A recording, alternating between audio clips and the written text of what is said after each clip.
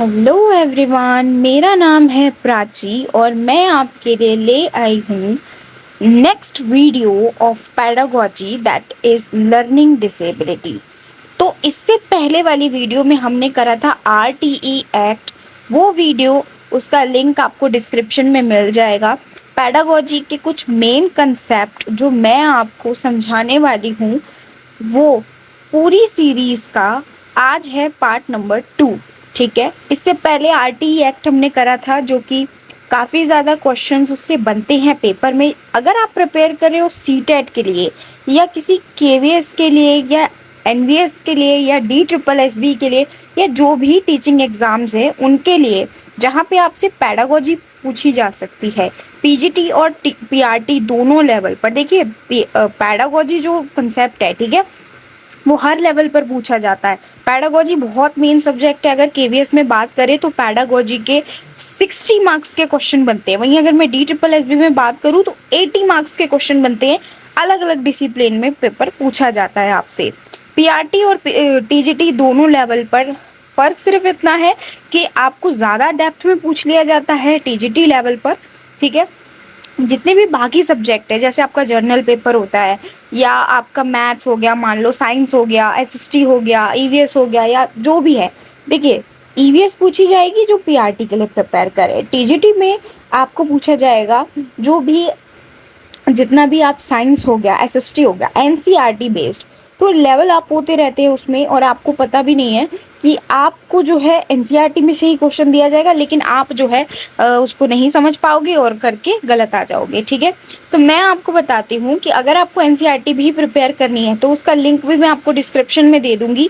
उसकी proper series मैंने science की और ईवीएस की, यानी कि पीआरटी और टीजीटी दोनों के लिए एनसीईआरटी सीरीज बहुत ज़रूरी है, क्योंकि आप कितने भी बैच ले लो, कितनी भी तैयारी कर लो, लेकिन जो ऑथेंटिक एनसीईआरटी आपको स्कोर आपका इंक्रीज करती है वो कहीं और से नहीं हो सकता। जितना आप खुद से पढ़ोगे उतना ही आपका स्कोर इंक्रीज होगा। दूसरी बात, जो बच्चे सीटेट पेपर 1 या पेपर 2 के लिए तैयारी कर रहे हैं उनके लिए जो ये पैडागोजी के मैं कुछ कंसेप्ट लाई हूँ शॉर्ट में, बहुत बहुत बहुत इम्पॉर्टेंट है।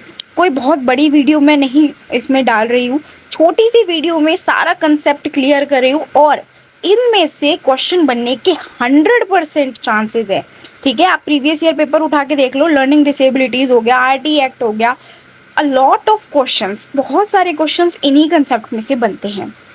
तो मेरी मानो, आप ये कुछ पैडागोजी के इम्पॉर्टेंट कंसेप्ट ही मैं आपको कराऊंगी शॉर्ट में, बहुत ज़्यादा शॉर्ट में, कि आप बैठ के अपने बर्ड्स लगा करके आप सुन सकते हो, तो भी आप जो है पेपर को इजीली अटेम्प्ट कर लोगे पेपर में ये क्वेश्चंस। ठीक है, आरटी एक्ट के आपकी वीडियो मिल जाएगी डिस्क्रिप्शन में। उसके अलावा ये जो पीपीटी का पीडीएफ है, ठीक है, ये भी आपको मिल जाएगा डिस्क्रिप्शन में। नहीं तो डिस्क्रिप्शन में एक व्हाट्सअप चैनल का लिंक है, आप उसको जाके ज्वाइन कर लो फटाफट से, और वहाँ पे ये सारे पीडीएफ मैंने अपलोड कर दिया, आप वहाँ पे देख सकते हो। ठीक है, आइए शुरू करते हैं हम learning disabilities. Again I am saying, बहुत सारे क्वेश्चन बनेंगे तो पेन और कॉपी लेके बैठ जाओ, छोटे से नोट बिल्कुल बना लो, और आप पहले पढ़ चुके हो, सिर्फ रिवाइज कर रहे हो तो सिर्फ सुनते जाओ, उतना ही मोर देन इनफ है। ठीक है, लर्निंग डिसेबिलिटीज क्या होती है बेसिकली? लर्निंग डिसेबिलिटीज, ये वर्ड सबसे पहले किसने दिया था? सैमुअल क्रिक ने दिया था ये वर्ड। ठीक है, किसने दिया था? सैमुअल क्रिक ने। ठीक है, और लर्निंग डिसेबिलिटी वेरिएबल होती है। वेरिएबल कैसे होती है कि मतलब कि ये चेंज होती रहती है, कांस्टेंट नहीं होती है, चेंज होती रहती है। अब कोई बच्चा जो है वो किसी बीमारी से, न्यूरोलॉजिकल कंडीशन से वो सफ़र कर रहा है, तो कई बार ऐसा होता है कि वो बहुत ज़्यादा उसमें इम्प्रूवमेंट दिखता है, लेकिन कई बार ऐसा होता है कि बच्चा जो है बिल्कुल ही रिस्पॉन्स करना बंद कर देता है, तो वो होती है चेंजेस। ठीक है, जो डिसेबिलिटीज़ है वो कांस्टेंट नहीं रहती, वो चेंज होती रहती है। ठीक है, अब that affects a way person understand, process, communicate information, making it harder for them to learn in the usual way. अच्छा, तो डिसेबिलिटी बेसिकली क्या होती है? नॉर्मल बच्चों से अलग। ठीक है, नॉर्मल जो आप यूजुअल वर्क करते हो, आपको सिर्फ इतना ध्यान रखना है, जो भी यूजुअल वर्क करते हो जो उनसे अलग होता है, डिफरेंट होता है, ऐसे लोग जिन्हें बहुत मुश्किल होती है समझने में और चीज़ों को प्रोसेस करने में और कम्युनिकेट करने में, ठीक है, कम्युनिकेट करने में, वो सब आपके लर्निंग डिसेबिलिटीज़ में आते हैं। अब आते हैं हम कुछ टाइप्स ऑफ डिसेबिलिटीज। देखो डिसेबिलिटीज आपने पढ़ी हैं ऑब्वियसली, बहुत सारी डीएलएड में भी पढ़ी होगी, नहीं पढ़ी है तो मैं बता रही हूँ यहाँ पे, ठीक है। देखो जितनी भी डिसेबिलिटीज डिस से स्टार्ट होती है, डिस से, ठीक है। देखो यहाँ पे डिसमॉर्फिया, डिसथेमिया, डिसलेक्सिया, डिसग्राफिया, डिसकैलकुलिया, ठीक है। तो ये सारे जो होते हैं ये क्योरेबल होते हैं, आपको ये बात याद रखनी है। जितनी भी डिस से शुरू होती है डिसेबिलिटीज, ये सब क्योरेबल होती है अगर सही टाइम पे पता लग जाए इनके बारे में तो, यानी इनका इलाज किया जा सकता है, ठीक है। और इनको जो है काफी जल्दी ठीक भी किया जा सकता है, ठीक है। लेकिन जो ए वाली होती है, जो आपके पास आगे आएंगे, ठीक है, वो बहुत रेयर बच्चों में होती है पहली बात तो, और होती है तो उसका कोई इलाज नहीं पॉसिबल होता है, ठीक है। इसका इलाज पॉसिबल होता है, लेकिन आप जो है साइंटिफिक स्टडी नहीं कर रहे हो, बायोलॉजिकल स्टडी नहीं कर रहे हो। आपको ये पढ़ना है कि एज अ टीचर जब बच्चे की ट्रीटमेंट चल रहा है उसमें आपको बच्चे को कैसा पढ़ाना है, ठीक है। आपको इस तरीके से पढ़ाना है कि बच्चे का जो इलाज ऑलरेडी चल रहा है, ट्रीटमेंट ऑलरेडी चल रहा है, लेकिन पढ़ाई में उसको कोई इफेक्ट ना आए, ठीक है। तो एज अ टीचर आपको ये सोच के पढ़ाना है। और पैडागोजी में मैं आपको एक हिंट दे देती हूँ। देखो अगर आपको कुछ भी नहीं आता है पैडागोजी में, बिल्कुल ऐसे जा रहे हो पेपर देने बिल्कुल मजे से, क्या करना है आपको, आपको जो भी आंसर टिक करने हैं ना, वो एज अ टीचर नहीं करने, एज अ चाइल्ड करने हैं कि आप बच्चे हो, आपके साथ ये चीज हो रही है, आपको गलत लग रहा है कि सही कर रहा है। यानी ओवरऑल मेरा मतलब है कि आपको क्या है, बच्चों के हित में चीजें करनी है, ठीक है। तो आपको पैडागोजी में जितना भी जो भी ऑप्शन आपको दिख रहा है, ठीक है, जो भी ऐसा लगे कि स्टैंडर्डाइज कर दो करिकुलम को, या स्ट्रिक्ट हो जाओ, या बच्चों को जो है बिल्कुल स्ट्रिक्ट एनवायरनमेंट दो, ये सब आपको बिग नो क्रॉस करना है आपको, ठीक है। टिक क्या करना है कि भाई हाँ फ्लेक्सिबल एनवायरनमेंट रखो, बच्चे की भी सुनो, अपनी भी मत बोलते रहो, बच्चे की भी सुनो, ऐसी चीजें आपको टिक करनी है पैडागोजी में। आप बच्चों के हित में आपको चीजें करनी है। आ जाते हैं अपने टॉपिक पे। डिस का मतलब क्योरेबल, ठीक है। अब आता है डिसलेक्सिया। डिसलेक्सिया एक रीडिंग डिसऑर्डर होता है, ठीक है। फिर आते हैं डिसग्राफिया। ग्राफ से आपको समझना है कि ग्राफ मतलब राइटिंग में डिसऑर्डर होता है। डिसकैलकुलिया, डिसकैलकुलिया मतलब कि कैलकुलेट करने में जिस बच्चे को प्रॉब्लम हो, यानी कि मैथमेटिकल ऑपरेशंस वो नहीं कर पाता हो, कैलकुलेशन डिसऑर्डर हो। फिर आता है डिस्प्रैक्सिया। डिस्प्रैक्सिया क्या होता है, मसल कोऑर्डिनेशन में आपका बच्चा जो है मसल कोऑर्डिनेट नहीं कर पाता है। फिर डिस्फेजिया आता है। डिस्फेजिया का स्पीकिंग डिसऑर्डर, ठीक है। आपको फेज से याद रखना है स्पीकिंग, ग्राफिया से आपको राइटिंग, ठीक है। डिसमॉर्फिया, डिसमॉर्फिया बेसिकली क्या होता है कि बच्चे के अंदर कंफ्यूजन रहती है, अपने आप को लेकर ही बहुत सारी कंफ्यूजन होती है। डिस्थीमिया, डिस्थीमिया यानी कि टेंशन हो जाए बच्चे को, डिप्रेशन हो जाए, ये डिस्थीमिया होता है। डायसोमिया, डायसोमिया होता है आपका बच्चा जो है वर्ड को रिकॉल नहीं कर पाता है। डाइसऑर्थोग्राफिया, डाइसऑर्थोग्राफिया होती है कि बच्चा स्पेलिंग नहीं पढ़ पाता है, ठीक है, स्पेलिंग में होता है, आपको याद रखना है, ठीक है। और डिसऑडिया, डिसऑडिया बेसिकली क्या होता है कि बच्चा जो है ऑडियो और नॉइस से, ठीक है, बिल्कुल उसको हैंडल नहीं कर पाता है, समझ रहे हो। तो ये आप समझ रहे हो, आपको सिर्फ इतना याद रखना है कि किसका मतलब क्या होता है, कौन क्या मतलब बच्चे में डिफिकल्टी अराइज करता है। नेक्स्ट आ जाते हैं हम ए वालों पे, ठीक है। ए जो होते हैं रेयर होते हैं। एलेक्सिया, एलेक्सिया बेसिकली क्या होता है, एक्सीडेंटल रीडिंग डिसऑर्डर लिख लोगे आप इसके आगे। और अफेजिया, अफेजिया भी स्पीकिंग डिसऑर्डर होता है, लेकिन अगेन ये काफी क्रिटिकल होता है, बच्चे जो है इसको हैंडल नहीं कर पाते हैं और इसका कोई इलाज नहीं होता है, ऐसा इलाज नहीं होता, इसको कम करा जा सकता है, हटाया नहीं जा सकता बिल्कुल, ठीक है। लोकोमोटर डिसेबिलिटीज, लोकोमोटर डिसेबिलिटीज क्या होती है, ये मोटर स्किल्स पे होती है, आपको याद रखना है MS, मोटर स्किल्स। बच्चे जो है एक मोटर स्किल्स होती है, fine motor skills, gross motor skills, तो फाइन और ग्रॉस दोनों नहीं कर पाता है बच्चा। अब आता है ऑटिज्म। ऑटिज्म आप आगे भी पढ़ोगे, बहुत इंपॉर्टेंट है autism, ADHD hyper activity disorder, ठीक है।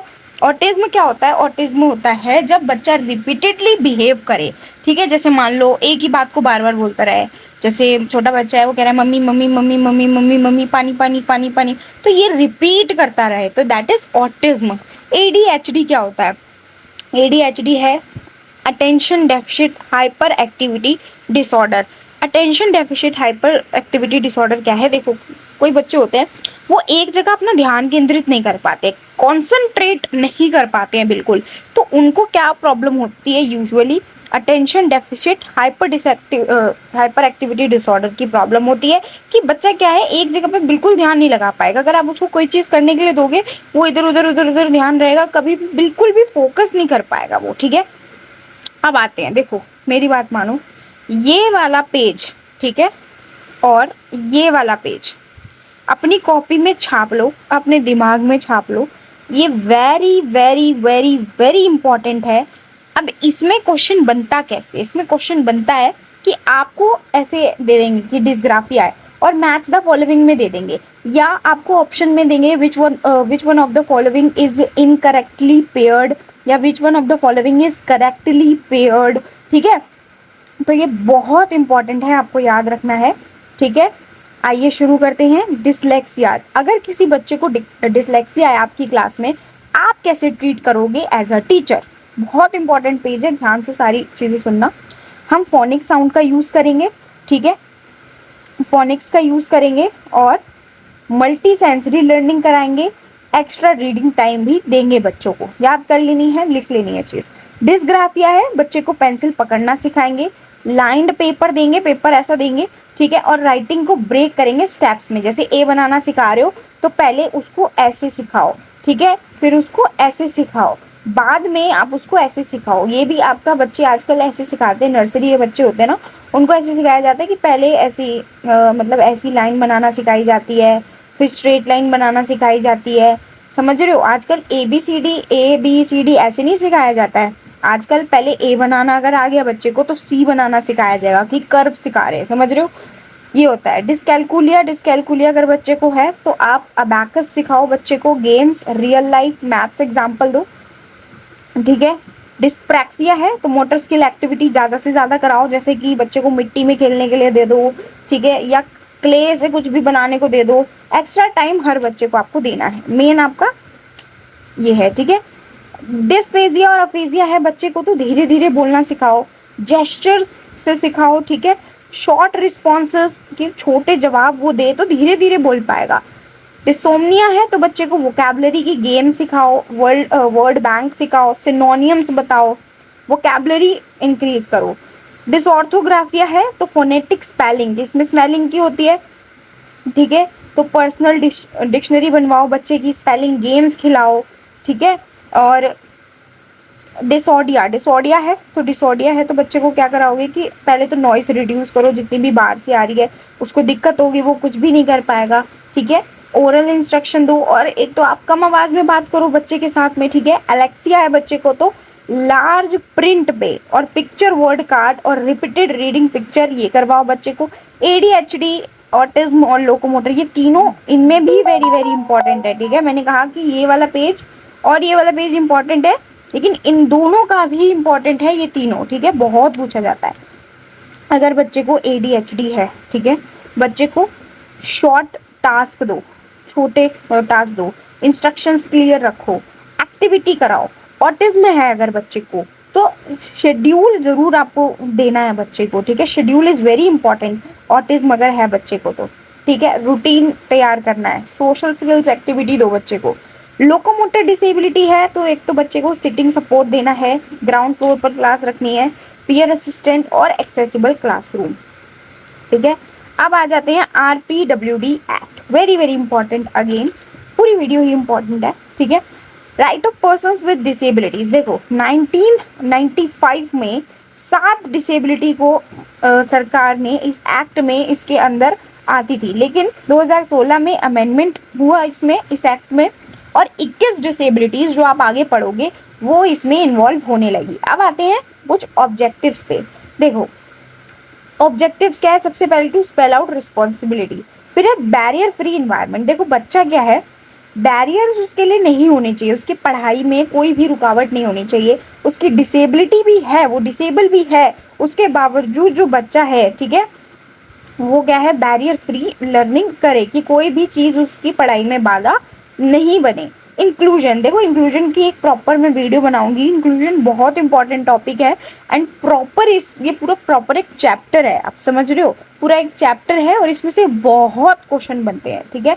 ज्यादातर क्वेश्चंस तो आपके पता है इंक्लूजन में कहाँ से बनेंगे, इंक्लूजन में आपको ये दोनों पेजेस जो है इसमें पढ़ेंगे कि एज अ टीचर आप इंक्लूसिव क्लासरूम में कैसे, एक बच्चे को ऑटिज्म है, एक बच्चे को एडीएचडी है, तो ऑटिज्म वाले को क्या करवाओगे, एडीएचडी वाले को क्या कराओगे, तो ऑटिज्म वाले को तो आप शेड्यूल दे दोगे और एडीएचडी वाले को शॉर्ट टास्क दोगे, छोटे टास्क, ठीक है।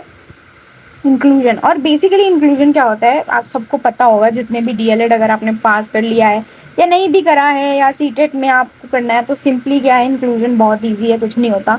इंक्लूजन होता है कि एक ऐसी पढ़ाई जहाँ पे नॉर्मल बच्चे और अब नॉर्मल बच्चे मिलकर पढ़ाई करें, समझ रहे हो, मिलकर पढ़ाई करें, ये होता है इंक्लूजन। नेक्स्ट पे आते हैं डिसेबिलिटीज। देखो आरपीडब्ल्यूडी एक्ट में 21 आपकी डिसेबिलिटीज हैं, कितनी डिसेबिलिटीज है, 21 आपकी डिसेबिलिटीज हैं। इन सब के बारे में पढ़ना और इनको कैसे ठीक करोगे उतना इम्पोर्टेंट नहीं है, ठीक है। साफ बता रही हूँ मैं, जो जो इम्पोर्टेंट पार्ट था मैंने बताया, ऊपर की जो 2 पेजेस है बहुत इंपॉर्टेंट है, उसी में से पूछा जा सकता है और वो सारी डिसेबिलिटीज इसी के अंदर आती हैं, ठीक है। जो भी आरपीडब्ल्यूडी एक्ट है वो सारी जो मैंने ऊपर बताई सब इसी के अंदर आती है। अब कौन सी कहाँ आती है वो मैं आपको बताती जाऊंगी। आपको क्या करना है, बस इन डिसेबिलिटीज के जो नाम है याद कर लेने हैं, ठीक है, नाम याद करने हैं। ब्लाइंडनेस यानी विजन प्रॉब्लम, लो विजन, देखो ब्लाइंडनेस तो हो गया कि बच्चे को बिल्कुल नहीं दिखता, लो विजन कम दिखता है। लो विजन अगर किसी बच्चे की है तो क्या करोगे, सबसे पहले तो आप उसे आगे बिठाना शुरू करोगे। Leprosy cured person, hearing impairment, सुन नहीं सकता बच्चा, सुन नहीं सकता तो आप साइन लैंग्वेज यूज करोगे। लोकोमोटर डिसेबिलिटीज ऊपर आया था, बताया था मैंने आपको क्या करना है इसमें। लोकोमोटर डिसेबिलिटीज है तो ग्राउंड फ्लोर पे क्लास रखनी है और जो इंफ्रास्ट्रक्चर है उस पर ज्यादा ध्यान देना है। डार्फिज्म, डार्फिज्म जो है बोनापन बोलते हैं इसको, ठीक है, बच्चा अपनी उम्र के बच्चों से काफी कम हाइट का वो रहता है। इंटेलेक्चुअल डिसेबिलिटीज, इंटेलेक्चुअल डिसेबिलिटीज में जितने भी मेंटल आपकी डिसेबिलिटीज है वो इसमें आ जाएंगी, न्यूरोलॉजिकल, ठीक है। मेंटल इलनेस आ गया, ऑटिज्म ऊपर पढ़ा था हमने, ऑटिज्म वाले बच्चे को क्या करना है, रिपीटेड बिहेवियर है इसका तो शॉर्ट टास्क इसको देनी है, ठीक है। सेरिब्रल पार्सी है, सेरिब्रल पार्सी है, उसके बाद आपका मस्कुलर डिस्ट्रॉफी, मस्कुलर डिस्ट्रॉफी आपने पढ़ा है, ठीक है। जितना भी आपका मसल्स का कोऑर्डिनेशन बच्चा नहीं बना पाता है, ठीक है, तो इसके अंदर आप समझ सकते हो कि बच्चा मसल्स का कोऑर्डिनेशन बना नहीं सकता, तो डिस्प्रैक्सिया इसमें इंक्लूड होता है, समझ रहे हो। क्रॉनिक न्यूरोलॉजिकल कंडीशंस, क्रॉनिक क्या है कि लंबे समय तक चलने वाली दिमागी समस्याएं। अब आता है स्पेसिफिक लर्निंग डिसेबिलिटीज, ठीक है, अरे अंडरलाइन हो गया, ठीक है। स्पेसिफिक लर्निंग डिसेबिलिटीज, इसके अंदर बेसिकली क्या आता है, जितना भी आपने पढ़ा है ये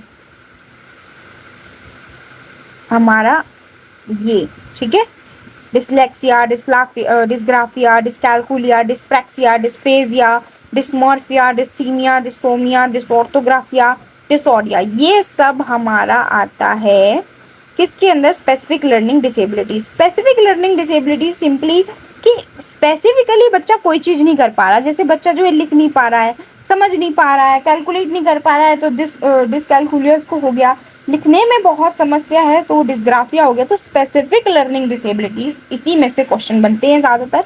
मल्टीपल स्क्लेरोसिस, ये सारे न्यूली एड हैं, ठीक है, जितने भी नीचे के हैं, ठीक है, समझ रहे हो। स्पीच और language, thalassemia, homophilia, sickle cell disease, multiple disabilities, acid attack victims, Parkinson's disease, ये सब जो है उतने इंपॉर्टेंट नहीं है, आपको नाम याद रखने हैं एंड दैट इज इनफ, ठीक है।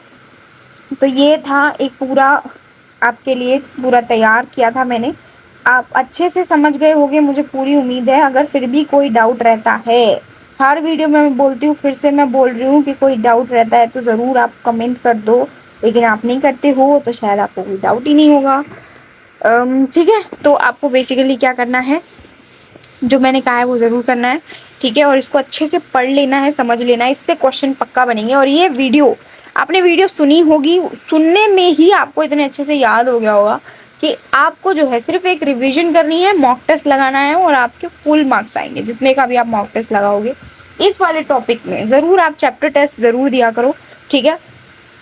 तो ये था, दैट्स इट। और इसके अलावा कोई डाउट है, again I am saying comment करना। इसका लिंक आपको मिल जाएगा डिस्क्रिप्शन में, व्हाट्सएप चैनल है वहाँ पे आपको ये मिल जाएगा इसका लिंक, ठीक है। उसके अलावा कोई डाउट रहता है तो कमेंट करो, नहीं रहता है तो कोई बात नहीं, ठीक है। तब तक के लिए पढ़ते रहिए, be serious and study hard.